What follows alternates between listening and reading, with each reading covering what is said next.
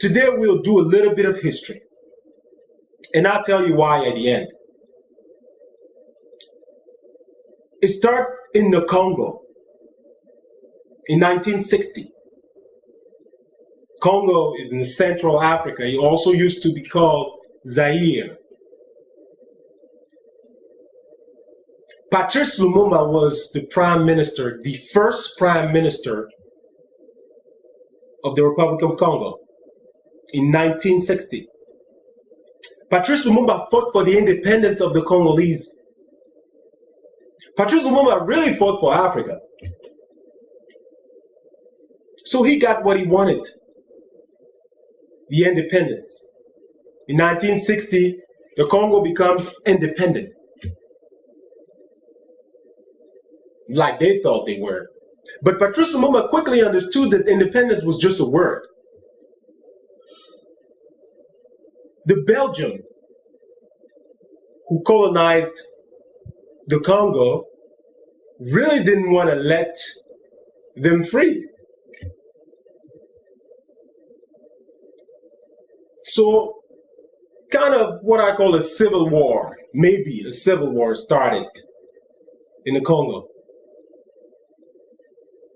And this was very hard for the Belgium to contain. So they called the United States. Now, think about this.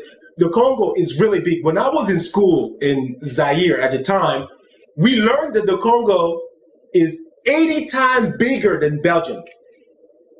Now, you can imagine this, Belgium colonizing the Congo. So things got pretty rough in 1960. It looks like segregation was going to start, the Civil War. People were complaining. The main complaint were because people thought that they really had independence, so they thought things were going to change. But the people of the Congo quickly realized that things were not going to change. So they turned against those who were in power. They were turning against the Belgium, really. So Belgium couldn't really deal with this, so they called the United States. At the time, Eisenhower was the president. So the United States came, the CIA came, and in 1961, Patrice Lumumba was assassinated. Then came Mobutu, became president in the Congo, changed the name of the Congo. Congo became Zaire. He will rule for more than 30 years. In 1994, the genocide of Rwanda started. They killed more than 800,000 people in this genocide. We believe that the French had something to do with it. The people of Rwanda, after the genocide in 1994, decided, you know what? Hell with the French. Because they realized that if they wanted to prosper, the French were not the way to go, was not the way to go. Today in Rwanda, 49% of the government is female. Rwanda's economy has blown. They are doing well. They are building. Americans are doing big investment in Rwanda. Tourism is growing. Can you believe that Rwanda has 49% of women in power? And when women are in power, things are good. I'll take you back to the Congo Brazzaville, which is really close to the other Congo, which used to be Zaire. In 1992, they elected Pascal Lissouba. Freely elected Pascal Lissouba. When Pascal Lissouba got in power, he decided that he wasn't going to deal with the French. So he started making changes. France didn't like that. 1997, they armed Denis Sassou Nguesso, who's in power now and was in power before Pascal Lissouba. He was actually beaten in the election by Pascal Lissouba. So the French armed him and he took power with weapons. In 2000, Laurent Gbagbo was elected in Côte d'Ivoire. When Laurent Gbagbo was elected, he found out that the presidential palace was being rented to the people of Côte d'Ivoire. Now keep in mind, Côte d'Ivoire is the #1 distributor of cocoa in the world, one of the richest countries of the world. Can you believe that they couldn't afford the presidential palace? No, I can't believe that.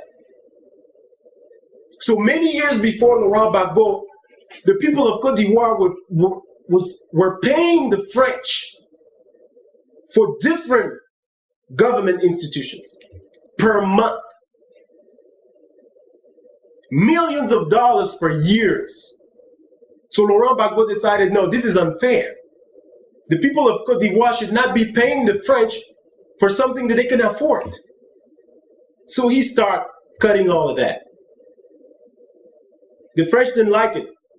In 2002, they started the rebellion with Alassane Ouattara, who's there now. So when they started their rebellion in 2002, they got a call from Saddam Hussein. Saddam Hussein called the French and said, hey, listen, I really want to speak to you about this. So the French go to Iraq and Saddam Hussein tells them, hey, listen, I have this oil deal that I would love to give you. We can make this deal. And the French get pretty excited, get the deal.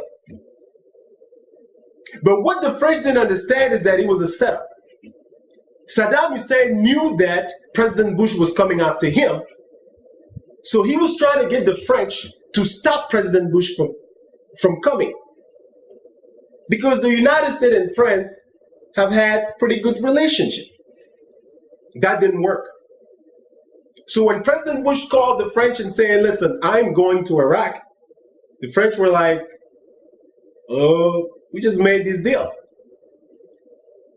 That's the main reason why France did not participate in the war in Iraq. So Bush tell them and call on their hypocrisy while they are arming rebels in Côte d'Ivoire to fight Laurent Gbagbo. They are trying to teach the Americans that going to Iraq is not a good thing. Hypocrites. So when they found out, when they saw that it didn't look good, they stopped arming rebels in Côte d'Ivoire, but the war has started. So Laurent Gbagbo was able to defeat the rebels because they didn't have the support of the French anymore. The French couldn't go there to try to fight with the rebel like they did a few months ago, while in the same time telling the United States it is wrong for you to go to Iraq. So they stayed quiet in their little corner and just let everything play. So Laurent Gbagbo was very successful. In 2005, Liberia elected the First Lady President, Ellen Johnson.